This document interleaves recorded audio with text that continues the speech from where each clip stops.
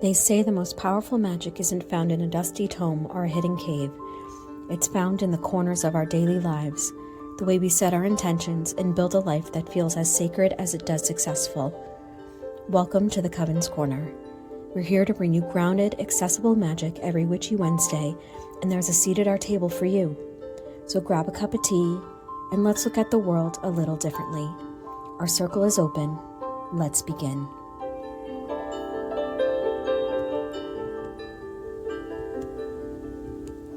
Hi everyone, and welcome back to the Coven's Corner.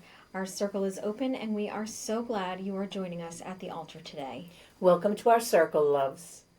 The candles are lit, the energy is warm, and you've arrived exactly when you were meant to. Set your burdens down at the edge of the circle and come take your place with us. Here in the Coven's Corner, we talk life, ritual, intention, and the messy magic of being human in a world that moves too fast. This is where we slow down, breathe deep, and remember that our energy is ours to share, or not. And today, we're diving into something that has been coming up again and again. In our work, in our conversations, and honestly, in the collective energy. The art of slowing down. The courage it takes to set boundaries. The quiet rebellion of choosing sustainability over burnout. Especially for those of us working in service roles, in education, in care work, in community spaces, where we're expected to hold everyone else's needs while ignoring our own. So today, we're naming it, unpacking it, and reclaiming it. So take a deep breath, feel your feels, and let the circle hold you. Because the magic starts right here. Before we dive into what is admittedly a bit of a heavy topic, let's do our standard weekly vibe check. Dawn, what do you have on your altar this week to help ground our energy? Well, because we're talking about things not quite going as planned today, I brought some heavy hitters to keep the energy stable. I've got some raw smoky quartz to absorb any frustration, and a piece of hematite for pure solid grounding. What about you, Kacey? What's on your mind or on your altar? I'm leaning heavily into grounding tools today. On my mind this week has just been navigating a massive wave of administrative stress at work, between wrapping up mid-year grant reports and managing high-demand student support schedules. My brain has felt a little fried by 5 o'clock. So I've been keeping a piece of black tourmaline right next to my office computer, just to keep my personal battery from draining completely. Yeah, always a good idea. And I completely understand that. So when work stress hits like that, it takes a real toll on your energetic reserve. It really does. And honestly, that feeling of a drained battery ties perfectly into why we're here today. So welcome back to the Coven's Corner. Today we're doing something a little brave. Most practitioners only want to talk about their massive manifestations and flawless rituals. But let's get real. You did the work, you bought the herbs, and the outcome was a total dud. Today, we're going to troubleshoot why the magic fails.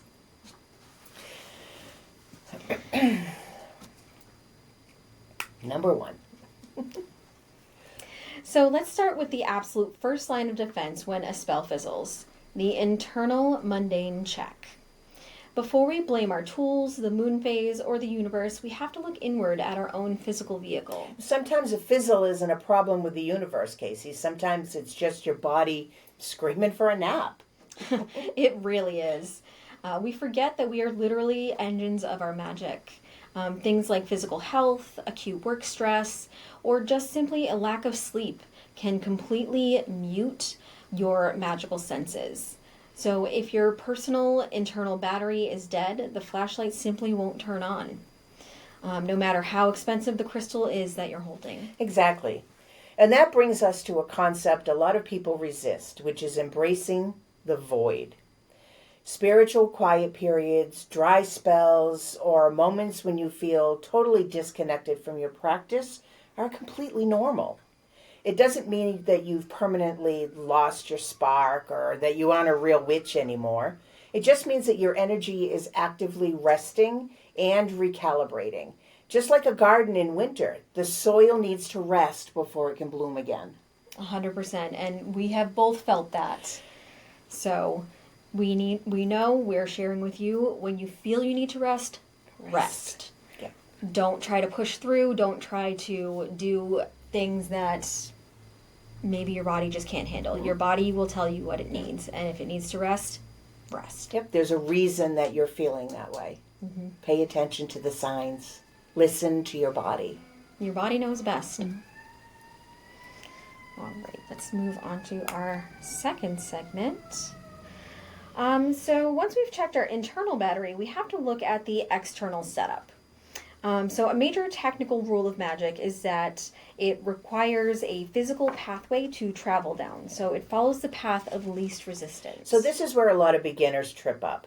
They focus so much on the spiritual side that they end up skipping the mundane steps required to back it up in the physical world. Yes, it is the reality of casting a brilliant prosperity or career advancement spell, but completely neglecting to update your resume, network, or actually send out job applications. Right. The universe wants to deliver that abundance to you, but if you don't build the real world infrastructure to support it, the energy has nowhere to go. Right, it's like playing the lottery or wanting to win the lottery, but you never play. You never buy a ticket. It's just not going to happen. Mm-hmm. So magic amplifies your actions. It doesn't replace them. You have to ensure your mundane actions are actively matching your magical intentions. If you want a door to open, you still have to walk up to it and knock. Absolutely. I will share an example. A student of mine many, many years ago was constantly coming to me for spells on how to help her pass her teacher's test. She used lots of different things like color magic and, memory spells and just good luck spells in general. And, she just couldn't pass it. Come to find out, she never studied. Yeah. So... yeah, it's not going to do it for you. It's not going to do it. The magic can only take you so far. And if you don't have that physical alignment with what you want to get and what you're putting out to the universe responds to energy. So if you're putting the energy out there and if you're giving the universe a place to fill the magic, that's what it's going to do. Like I said, path of least resistance. The universe is going to give you what you desire as long as you're putting in the effort and you're doing the work. Right. Yep, makes perfect sense. And this brings us to our next segment. So we're calling this one the forensic altar. So this is a segment I am so excited to talk about. For this, I want to take a structured analytical assessment framework. So the kind which we use in higher ed to evaluate program success and bring it straight to the altar. I love this idea. Let's actually dissect a specific ritual or spell from our past that didn't go as planned and run an audit on it. See why it didn't work. What went wrong? What wasn't done that needed to be done in order for that spell to work? 100%. All right, so perfect. I'll go first. So a few years ago, I cast a very specific ritual to bring immediate rapid resolution to a very chaotic situation that I was working with. If you know, you know. So I used a high energy, fiery herbs, and did it right at the peak of a full moon. And let me tell you, it didn't just fizzle, it completely backfired and made the situation 10 times more volatile before it got better. Oh, jeez. So if we look at the audit criteria for that, the ingredients, the timing, and the intention, where do you think the break was? Well, looking back with a forensic lens, I'd say the short circuit was 100% my underlying intention and the timing. So my intention wasn't actually peace, it was control. It was a situation that felt completely out of my control, and so the compulsive nature to just have control over the situation really did not, it kind of did this with the actual intention for the spell. So I was impatient, I was stressed, and I used aggressive fire elements during an already intense full moon, which just added fuel to the existing fire. I really should have been using, probably herbs that were more attuned with like the water element for, intuition and empathy, or earth, herbs that would help to ground and steady and create stability instead. And maybe doing, releasing a situation should probably be done on a waning moon instead of a full moon. So really paying attention to what went into it and then the intention behind it. That energetic block was also my own anxiety. So it taught me that sometimes a situation needs cooling down, not a blowtorch. I like that. No blowtorch is needed in most instances. Yeah, in most instances. So, it's really about taking a good, solid look at what not only your intention is, but the timing, and making sure that everything's in alignment. Because like we said, the universe responds in kind. So when you give it a straightforward path, it's going to go. Where intention goes, energy flows. So you really need to take that internal audit of yourself before casting whatever you're looking to do. Make sure that you're in alignment in your energy, you're in alignment with the timing, you're in alignment with the materials that you're using. You want to be very intentional about what you're doing. And we have said many times on this show, it is all about intention. So you really need to make sure that your intention is serving the right purpose. Right. And I think we need to be very careful about reacting emotionally. I think and sometimes with beginners, they have a spell that they want to do. They have something that they want to accomplish, but they're not paying attention to the other parts of it that have to be in line in order for your spell to have the effect that it is meant to have for you, whether it's the intent you want as a result or not. And we'll get into that a little bit more. But you have to make sure that all of the little pieces are in place before you do your spell work. Because if not, you're just, pardon my language, shoveling shit against the tide. It's not going to get you where you want to be. So we really want everybody to understand that it's not just sitting down and writing a spell and lighting a couple of candles and throwing some herbs on your altar. You have to make sure that things are in alignment to get the result that you're hoping to get, or the result that is best for you to get. Exactly. The universe knows your highest and best, and you need to listen to the universe, or God, spirit, whatever you want to call it. Right. And I will say another thing with spells going wrong, sometimes it's just about giving the universe time to make it happen. The impatience of wanting everything, right now at your fingertips, the second you think of it. The universe doesn't respond that way. And, the universe doesn't follow time the way we do.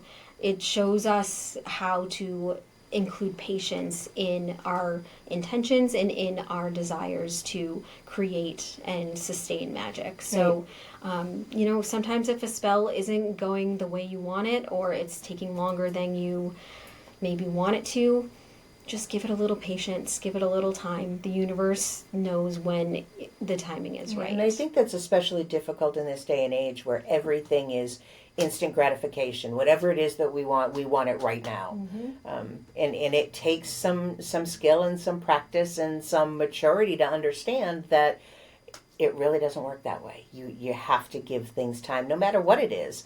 But in these circumstances especially, you just have to give it time. Yep. 100%. All right. Let's move on to our next segment. So the greater good clause. So let's talk about the protective side of a failed spell, which I like to call the greater good clause. So sometimes a total fizzle is actually a shield. It's the universe giving you a firm, loving no to protect you from a situation, a person, a job offer that wasn't truly aligned with your highest good. Right. So, I mean, I'm sure everybody has the situation where, you were in high school and you met the love of your life and you were going to get married and spend the rest of your lives together, and it just didn't work. And then in your later years, you look back or you see something about that person and you're like, boy, did I avoid that train wreck. So that's an example of the universe knowing what's best for you, even if you don't.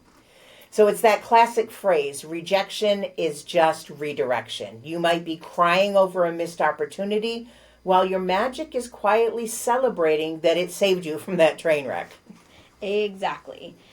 Which leads me right into today's hot take. So let's put this out on the kitchen table. If every single spell we cast worked exactly how we wanted it to, at the exact moment which we asked for it, would we actually be powerful, or would we just be incredibly dangerous? Honestly, I think we would be terrifyingly dangerous. Humans act out of temporary anger, fear, and ego all the time. We've just given some really great examples of that.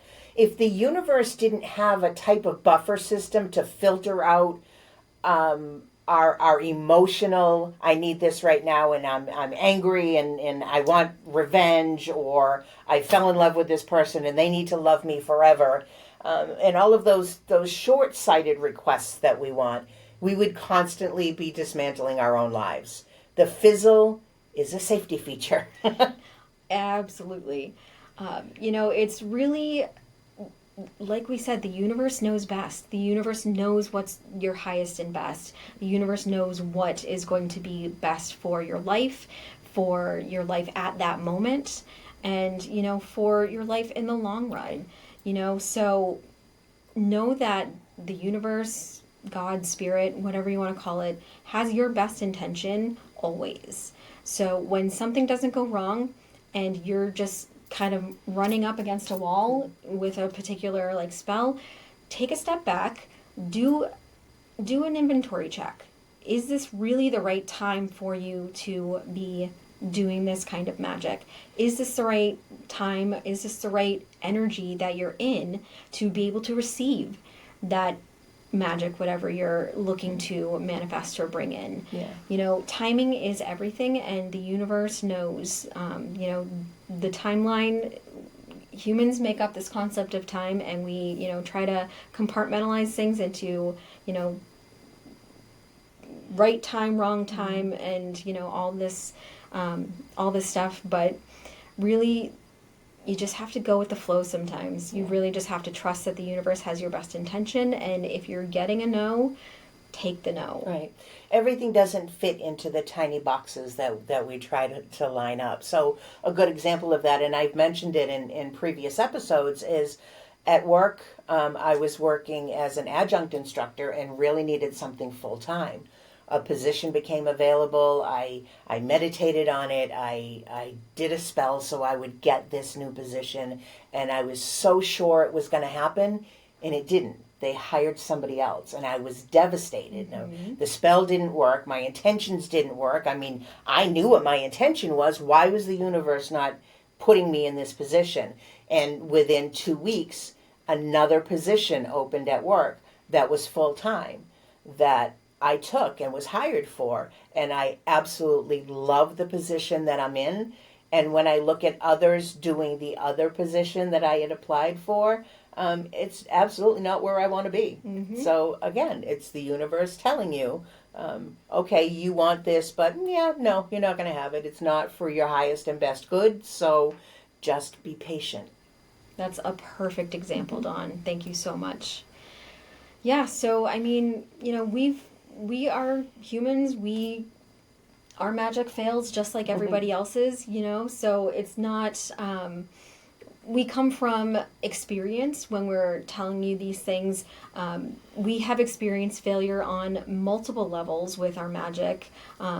So it's us trying to share what we've learned and pass on our experiences and the wisdom that we have gained from our failures and from our, unworked spells and things that, just didn't pan out. So just make sure that you're in alignment with what you truly in your heart want. Take out the ego, take out the emotions behind it, and really get down to that little nugget of what you actually want, what you actually desire to bring into your life. And when you focus on that, the universe will respond in kind. And it might not bring you exactly what you thought you wanted, but it will bring you exactly what you need. Right. And it's funny that you say that after talking about our experience and how long we've been doing this. So the situation that I just brought up was only a year ago. Right. So it's you would think after years of doing this that I would be able to recognize that there's a reason that things didn't go the way that I planned. But again, your emotion gets involved, your ego gets involved, and sometimes you just need to take that step back and say, okay, why did this not work the way I thought it was going to? And again, patience. Patience. Have patience. All right. So let's move on to our final segment. So now it's time to consult the Coven. So this week we actually have a wonderful listener written in from Sarah from Connecticut. Yay, Sarah from Connecticut. And this fits that fits this perfectly. So Sarah writes, I cast a massive love drawing ritual for a specific person years ago. It completely failed and he moved away. I was heartbroken. But a year later, I met my current partner, who is the absolute love of my life. And I found out that the original guy ended up frauding a bunch of people. The failure was a total blessing. See, exactly like we were just talking about. So you have to recognize it for what it is. Okay, so that is the safety feature in action. Exactly. Absolutely. So thank you for sharing that, Sarah. We appreciate you reaching out to us.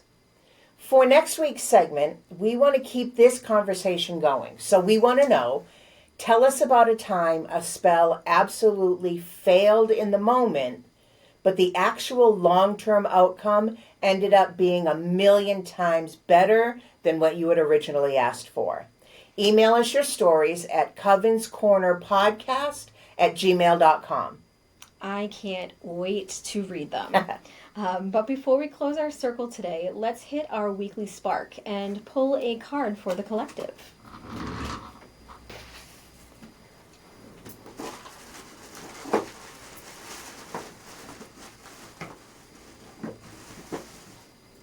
All right, so this week's card pull is going to come from the Wisdom of Avalon Oracle deck. This is one of my very first decks that I ever used, and I love it because it's got 3 different kinds of cards in it. They've got animal totem cards, they've got signposts, and then they've also got like archetypes as well. So let's see what. And it's Avalon. And it's Avalon.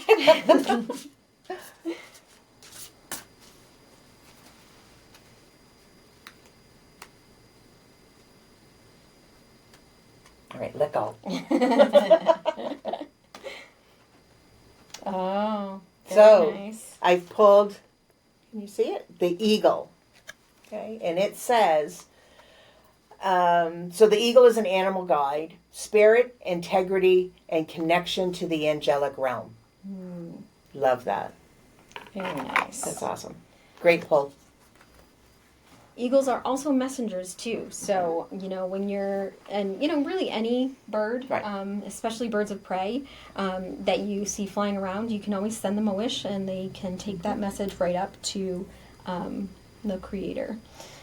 So, funny enough, I got a signpost. Mine is love. So love has definitely been on my mind lately. Just doing my own manifestations, as I've mentioned before.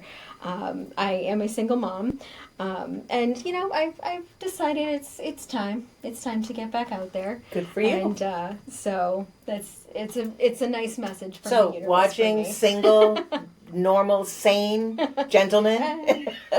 What kind of sane? Kind of sane. They can be a little crazy. You have the email address. All right. Thank you. I love that deck. That's nice. Oh, it's a wonderful deck. All right. So, we want to just, again, remind you, as you are going about doing your magic and everything, trust the pause. You are still moving forward, even in the quiet moments. Right. And that's a good reminder to end on. Again, we've repeatedly talked about patience in this episode. We've talked about making sure that things are aligned the way that they need to be in order for your spell work to work or not. And that if it's an or not, it's okay. Just wait, be patient, and see what the universe brings to you that has been decided is for your highest and best. And just remember to breathe. Yes. All right, so thank you for sharing this space with us today, bringing your presence, your breath, and your truth. May the insights you found here ripple gently through your week. May you move a little slower, breathe a little deeper, and choose yourself a little more. Oh, I like that. Our circle closes with gratitude. Until we gather again, be well, be kind to your spirit, and keep your magic close. You can check out our weekly updates on Instagram and TikTok at Coven's Corner Podcast. And we'll be back next Witchy Wednesday. Until then, be gentle with yourselves, give your battery a chance to recharge, and trust the quiet times. Be well and stay magical. Thank you.